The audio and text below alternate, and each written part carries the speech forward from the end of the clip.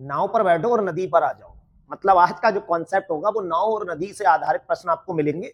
और हर एग्जाम में चाल दूरी कॉन्सेप्ट पर जब कोई प्रश्न थोड़ा सा उन्हें लेवल डिफरेंट लेवल का देना होता है, तब नाव और नदी का प्रश्न आपको दिया जाता है। इसके जितने भी कॉन्सेप्ट हैं वो ज्यादातर कॉन्सेप्ट चाल दूरी और समय वाले लगेंगे। बस नाव के कॉन्सेप्ट में आपको यह ध्यान रखना पड़ता है कि नाव जब धारा की दिशा में जा रही है तब चाल कितनी लेंगे, या धारा की विपरीत दिशा में आ रही है तब चाल कितनी लेंगे। तो टोटल कॉन्सेप्ट आपको चाल दूरी और समय के याद रखने हैं। उस वीडियो का लिंक आपको डिस्क्रिप्शन में दे रहे हैं, जहां बिल्कुल बेसिक लेवल से आपको एक एक कॉन्सेप्ट बताया गया है। फिर भी अगर आप लोग आज की क्लास पर नए हैं तो थोड़ा सा याद कर लीजिए, चाल बराबर जो आपका कॉन्सेप्ट होता है वो दूरी बटे समय होता है। और कभी कभी अगर यहां से आपसे समय निकालने को पूछ लिया जाए, समय बराबर क्या होगा, तो इस समय को यहां लगा दोगे, चाल यहां, यानी दूरी अपॉन चाल हो जाएगा। और यहीं से अगर कभी आपसे दूरी पूछ ली जाए यानी डिस्टेंस पूछ ली जाए, तो जो दूरी होती है उसके बराबर में ये चाल यहां पहुंच जाएगी, चाल इंटू समय।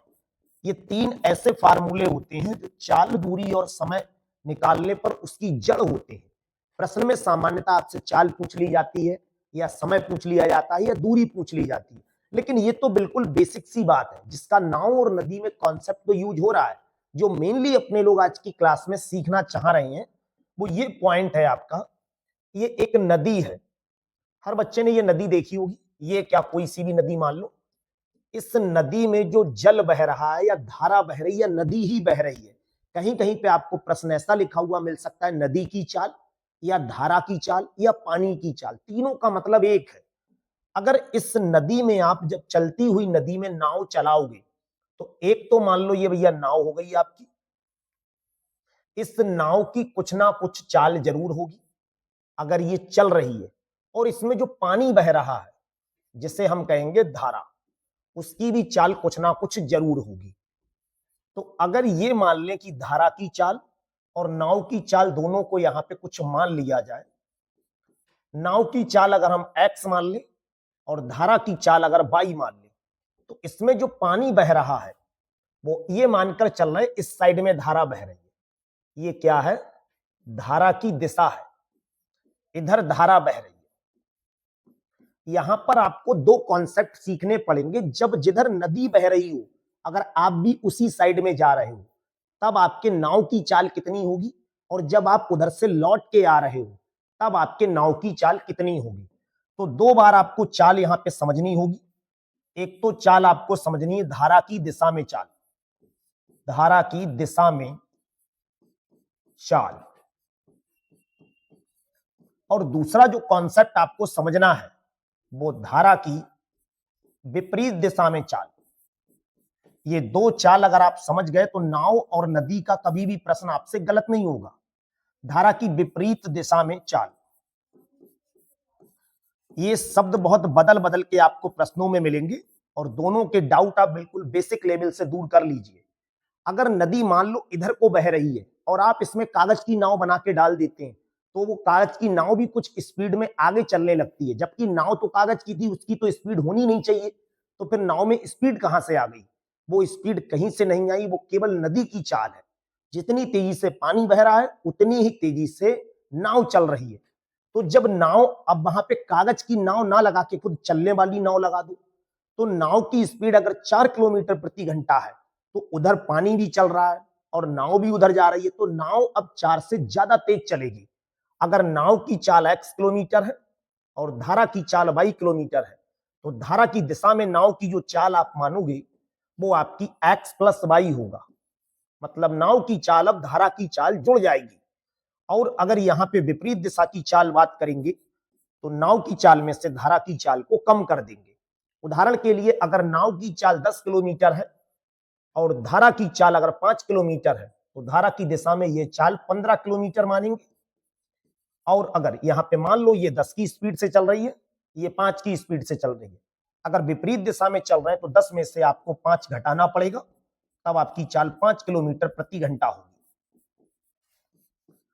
जो धारा की दिशा में चाल है, मान लो धारा इधर बह रही है तो धारा हमेशा नीचे जा रही होती है। आपसे कोई कह दे नदी के ऊपर जाओ, तो इसी के लिए कभी कभी आपके लिए जो धारा की दिशा में चाल है इसके लिए प्रतिकूल, अनुकूल ऐसे शब्द आपको प्रश्नों में लिखे हुए मिलेंगे। जहां धारा की दिशा में चाल ना लिख के, धारा की विपरीत दिशा में चाल ना लिख के अप स्ट्रीम, डाउन स्ट्रीम लिखा हुआ होगा। ये धारा की दिशा में चाल है, तो ये डाउन स्ट्रीम है, नदी नीचे को जाती है हमेशा। पानी किधर बहता है? पानी ऊपर है, अगर ऊपर से नीचे जा रहा है तो वो नीचे की तरफ जाएगा। तो जो धारा की दिशा में चाल है, इसका नाम आपको पेपर में या क्वेश्चन में, कुछ क्वेश्चंस में इतनी आसान लैंग्वेज नहीं लिखेंगे ये लोग, ऐसी लैंग्वेज। इसका मतलब होता है धारा की दिशा का मतलब डाउन स्ट्रीम, नीचे की तरफ ये पानी बह रहा है, उधर ही धारा बहती होगी। अगर उधर आप जाओगे तो उसे डाउन स्ट्रीम कहा जाएगा, और धारा की विपरीत दिशा को हमेशा अप स्ट्रीम कहते हैं। तो आपने एक शब्द और सुना होगा, अनुकूल और प्रतिकूल भी लिखा हुआ मिल जाएगा। अनुकूल का मतलब है जैसे आप चल रहे हैं वैसे ही हम चल रहे हैं, तो जैसे धारा चल रही है अगर वैसे ही नाव जा रही है उधर, तो इसे कहा जाएगा अनुकूल। कहते हैं, एक कहावत आप लोगों ने सुनी होगी कि बिल्कुल मौसम आपके अनुकूल है, मतलब जैसा आप चाह रहे थे मौसम वैसा है। तो अगर धारा, अनुकूल धारा की चाल पूछ ली जाए, अनुकूल का मतलब जिधर धारा चलेगी उधर ही आप जा रहे हैं, यानी उधर ही नाव जा रही है। तो अनुकूल चाल का भी मतलब यही होता है, नाव की चाल और धारा की चाल को जोड़ देंगे। और प्रतिकूल चाल का मतलब होता है जैसा आप सोच रहे हो उसका बिल्कुल अपोजिट है। अगर धारा इधर जा रही है तो नाव इधर आ रही है, तो ऐसी कंडीशंस में जो नाव की चाल होगी वो दोनों की चाल को घटा देंगे। बाकी कॉन्सेप्ट याद कर लो, चाल बराबर दूरी बटे समय, समय बराबर दूरी बटे चाल, और दूरी बराबर चाल इंटू समय।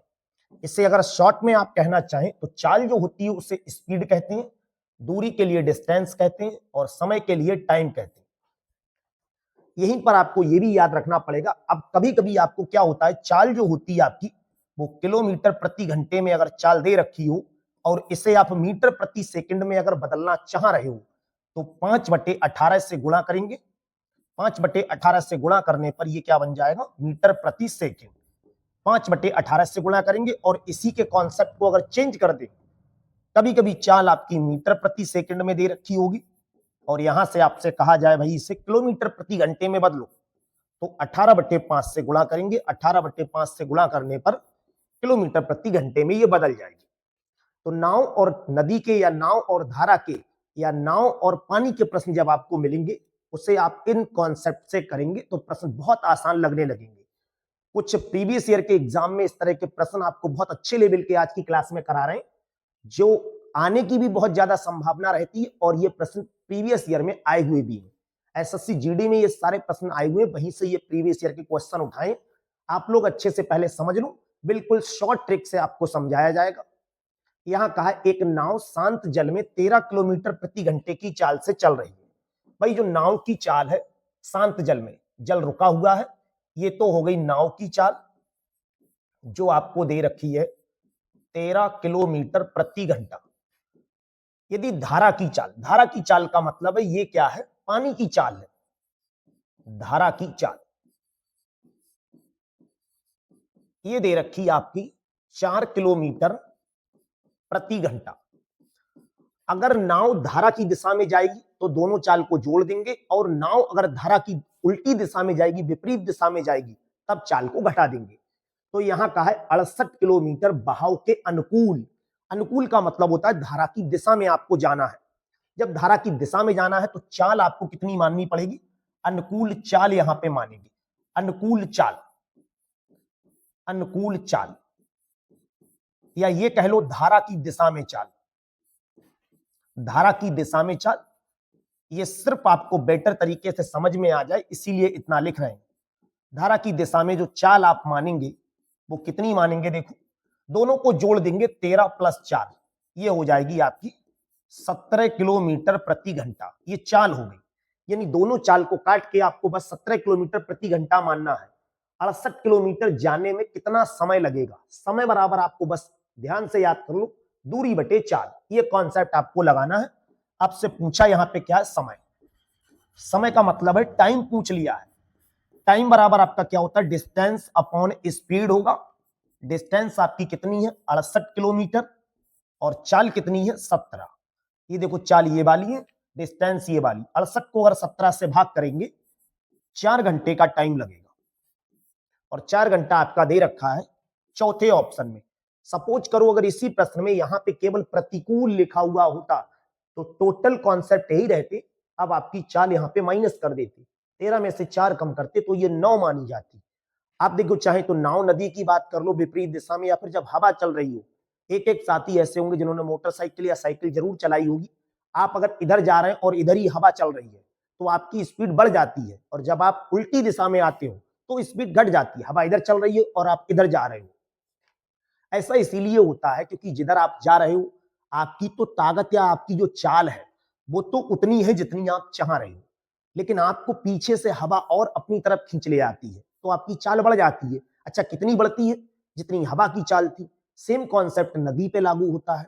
अगर नदी में पानी बह रहा है और आप नाव चला रहे हैं या तैर रहे हैं, तो जिधर आप जा रहे हो उधर ही नदी बह रही है, तो आपकी चाल जो थोड़ी सी बढ़ जाएगी, और जब आप तैरते हो उधर से वापस आओगे तब आपकी चाल घट जाएगी। ये दो कॉन्सेप्ट बस सीखना है। अगले प्रश्न में देखो, नाव की चाल आपको दे रखी है शांत जल में।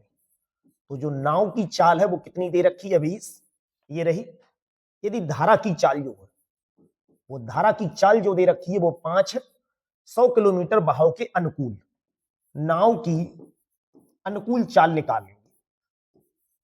अनुकूल चाल का मतलब होता है सीधा सीधा धारा के विपरीत दिशा में चाल निकाल रहे हैं।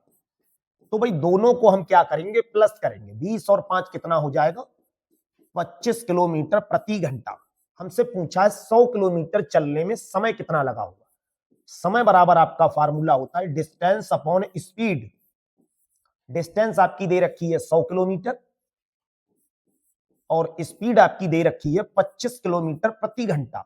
ये किलोमीटर में है और ये किलोमीटर प्रति घंटे में है। 25 से इसे भाग करेंगे 4 पर, किलोमीटर से किलोमीटर कट जाएगा, 4 घंटा आपका आंसर आ जाएगा। ये भी आपका कहां दे रखा है, चौथे ऑप्शन में दिया है। तीसरा प्रश्न देखो, एक आदमी स्थिर जल में इतने किलोमीटर की चाल से तैर सकता है। तो देखो आदमी की जो यहां पे चाल दे रखी है, आदमी की जो चाल है वो 4 किलोमीटर प्रति घंटा है।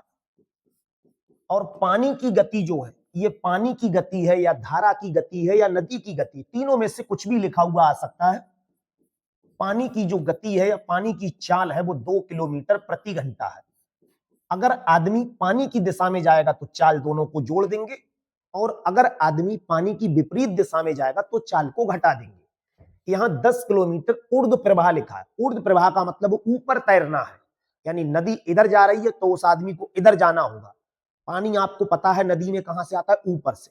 अगर आप कहीं पे भी नदी के सामने ऐसे खड़े हैं, पानी इधर से आ रहा है और इधर जा रहा है, तो जिधर पानी जा रहा है उसे कहेंगे ये नीचे वाली जगह है, और जिधर से आ रहा है उसे कहेंगे ऊपर वाली जगह है।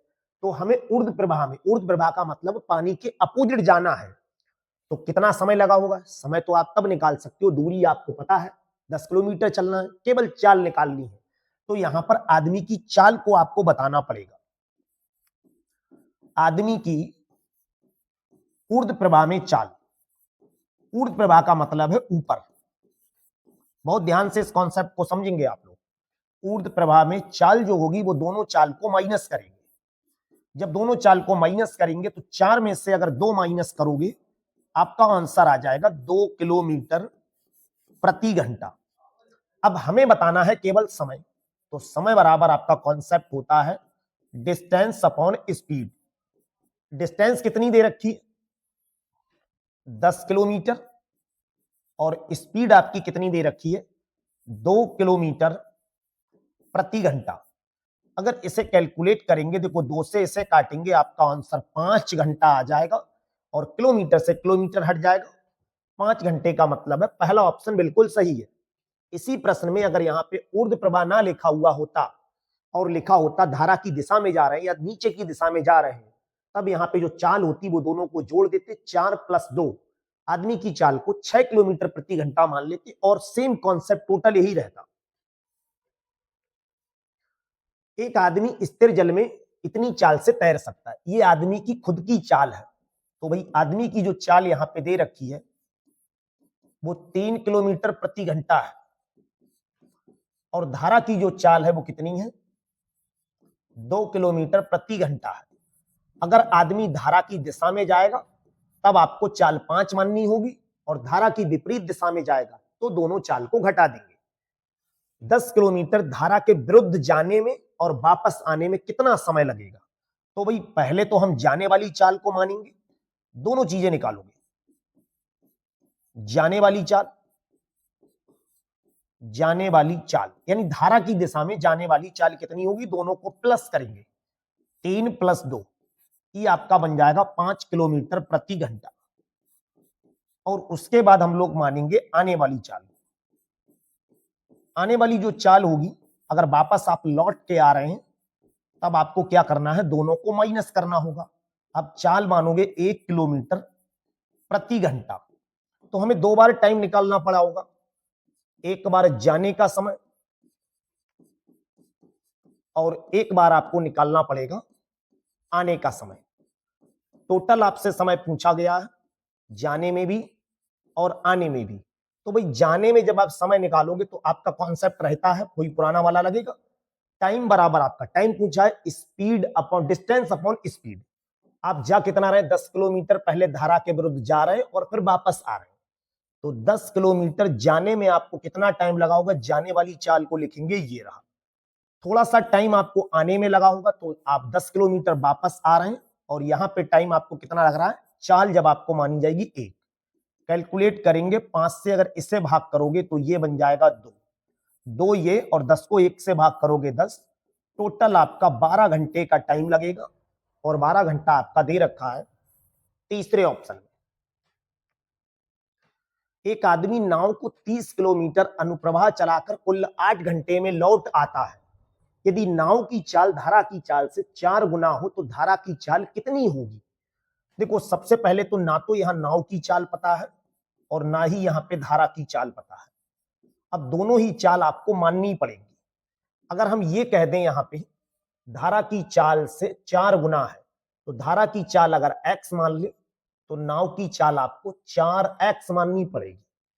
अब जब आप धारा की दिशा में जाएंगे तब दोनों को जोड़ देंगे और जब वापस आएंगे तब दोनों को घटा देंगे।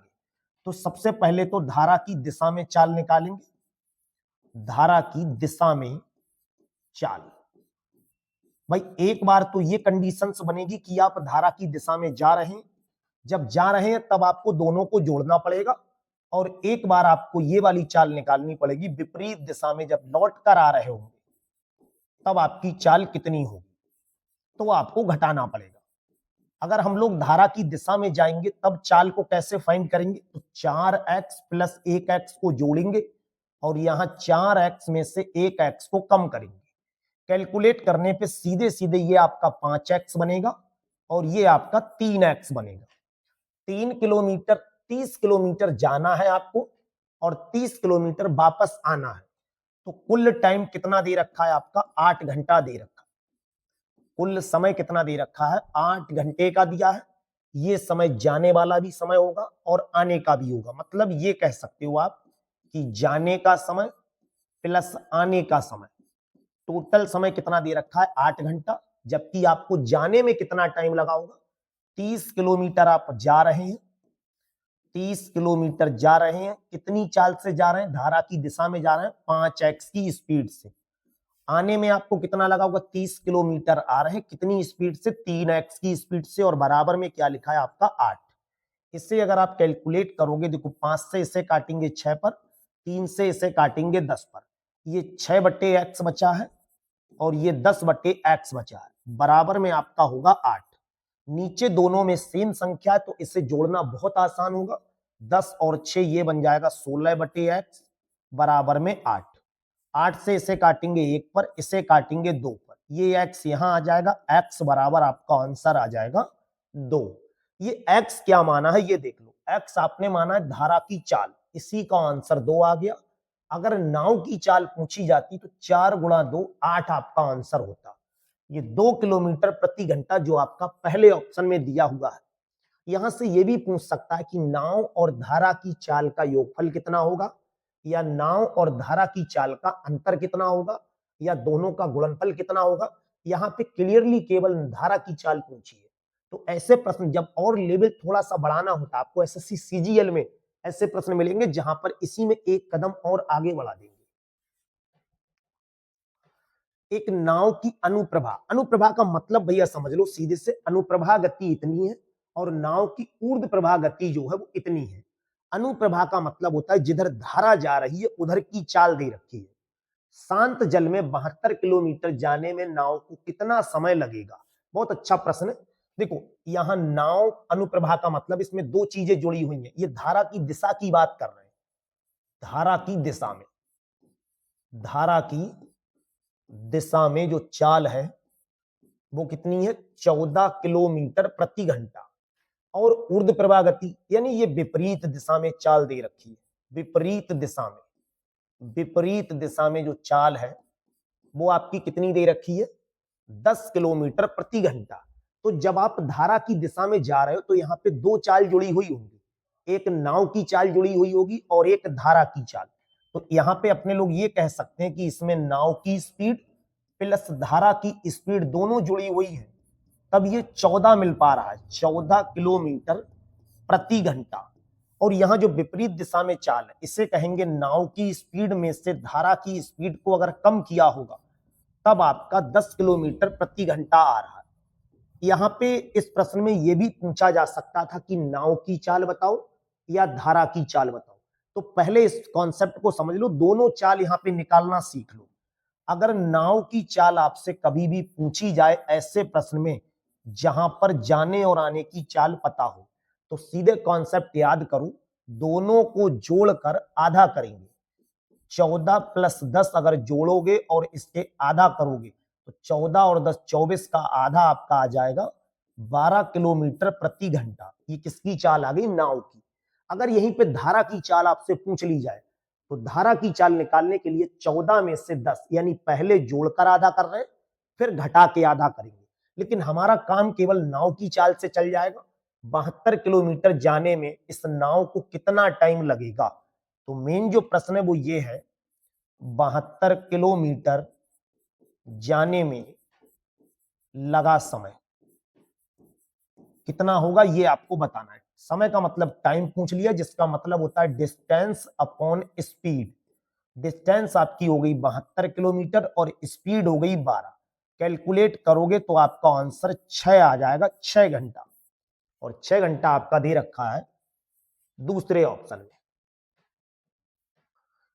एक नाव की अनुप्रवाह गति, तो अनुप्रवाह गति का मतलब है इसमें दो लोगों की स्पीड जुड़ी हुई है, एक नाव की स्पीड और एक धारा की स्पीड।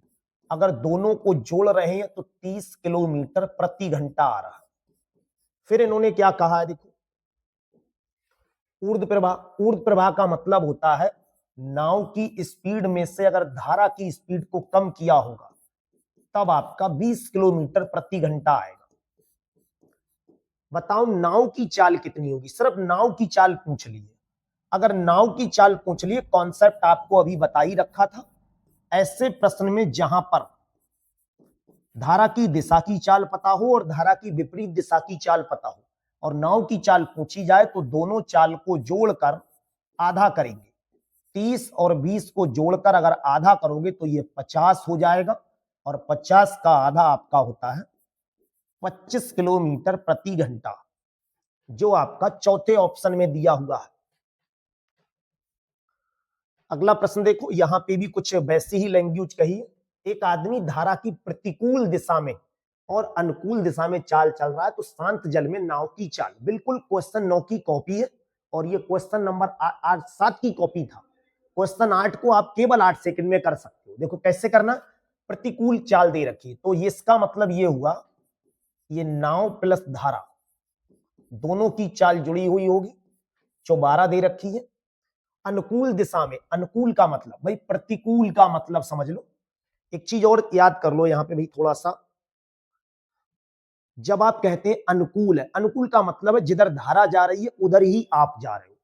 तो ये प्रतिकूल दिशा में 12 किलोमीटर है, अनुकूल यहाँ पे पीछे लिख दिया है तो अनुकूल चाल। और एक चीज और भी याद कर लो, अगर दो चाल दे रखी अनुकूल और प्रतिकूल, आप थोड़ा सा भी डाउट में है तो जो ज्यादा वाली वो धारा की दिशा में होगी, क्योंकि आप जिधर धारा जा रही उधर जाओगे तो तेज चलोगे और लौट के अगर आओगे तो आपको स्लो चलना पड़ेगा, क्योंकि आप आगे की तरफ आ रहे हो, पानी आपको पीछे की तरफ खींच रहा है।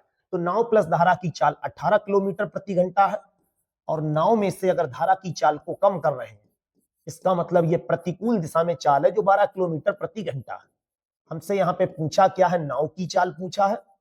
अगर नाव की चाल पूछा जा रहा है तो कॉन्सेप्ट याद कर लो, नाव की चाल दोनों को जोड़कर आधा करेंगे, और अगर धारा की चाल पूछी जाती तो दोनों को घटा के आधा करते। 18 रुपए प्लस 12 रुपए जोड़कर आधा करोगे, 18 और 12 30, 30 का आधा 15 किलोमीटर प्रति घंटा आपका आंसर होगा। और ये बात आपके चौथे ऑप्शन में लिखी हुई है।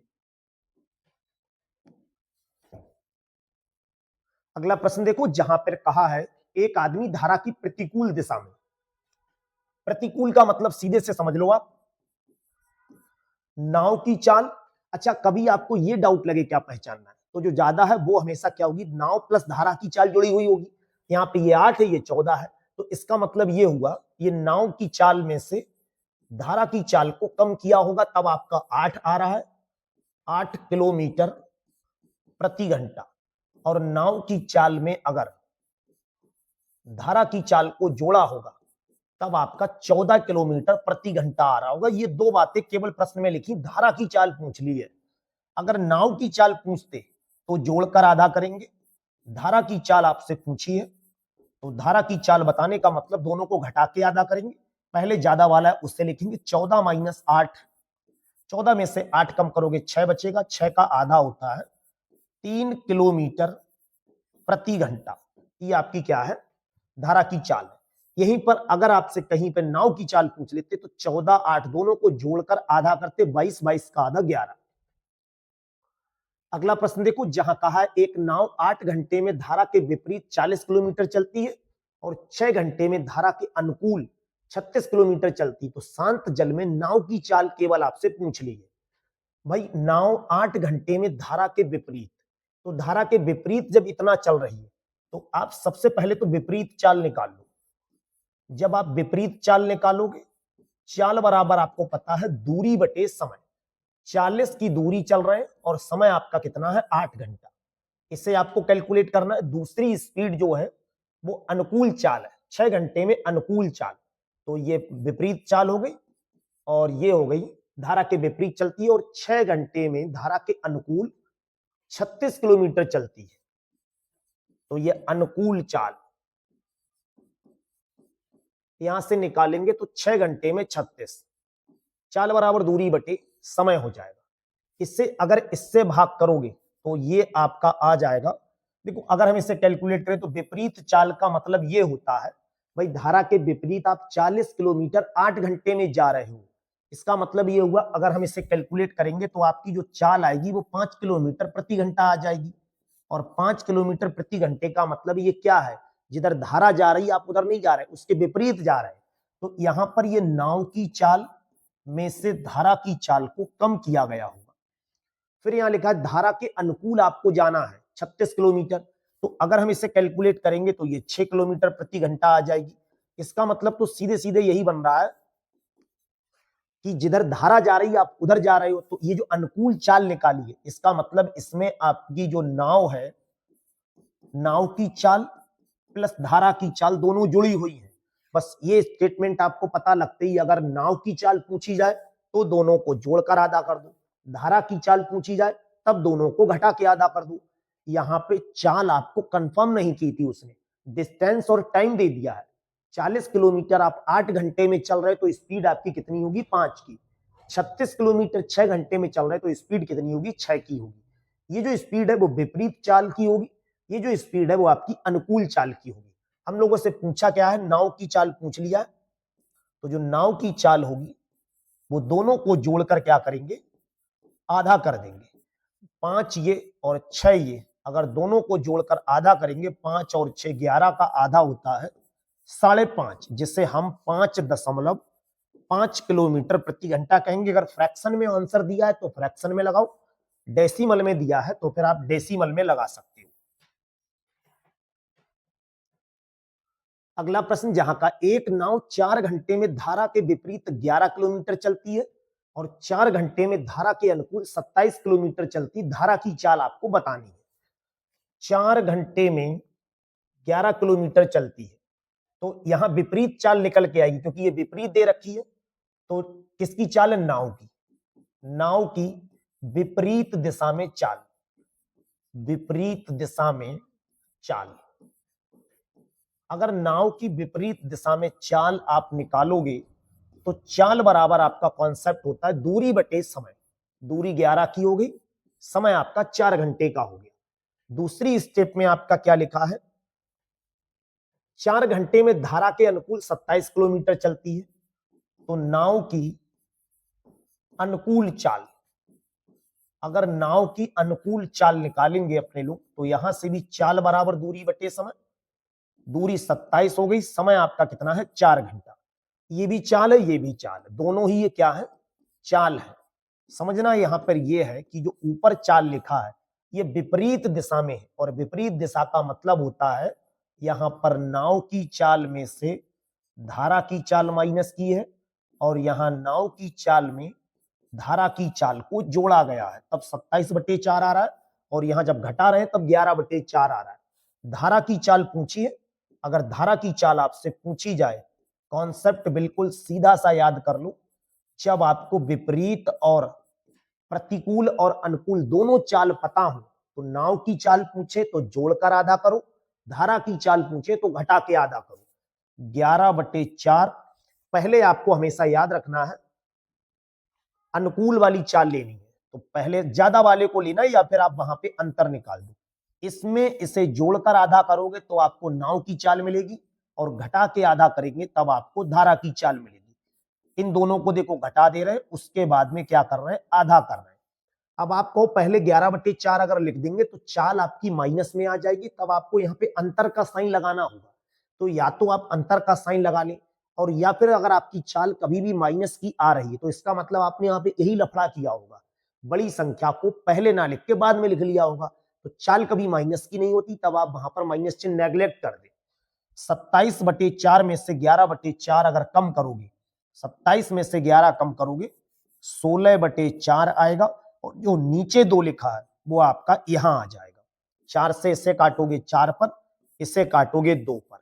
2 किलोमीटर प्रति घंटा आपका आंसर होगा, और 2 किलोमीटर प्रति घंटा ये आपका पहले ऑप्शन में दिया है। इस तरह से आज की क्लास में आपको नाव और नदी के बहुत चुने हुए प्रश्न कराए हैं, बहुत अच्छी अच्छी ट्रिक से।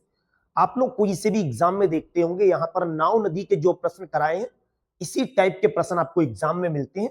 अच्छे से पूरी क्लास को तैयार कीजिए। कोई कहीं प्रॉब्लम है तो आप कमेंट सेशन में जरूर बताएं, और पीडीएफ फाइल डाउनलोड करने के लिए आप लोग टेलीग्राम चैनल पर मैथ का डर खत्म लिखकर सर्च करें, या फिर वीडियो के डिस्क्रिप्शन में टेलीग्राम चैनल का लिंक दिया है, वहां से आप टेलीग्राम चैनल से जुड़ सकते हैं।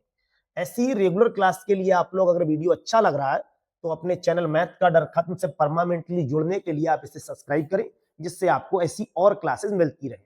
आज की क्लास कैसी लगी वो आप कमेंट सेक्शन में जरूर बताएं। Thank you.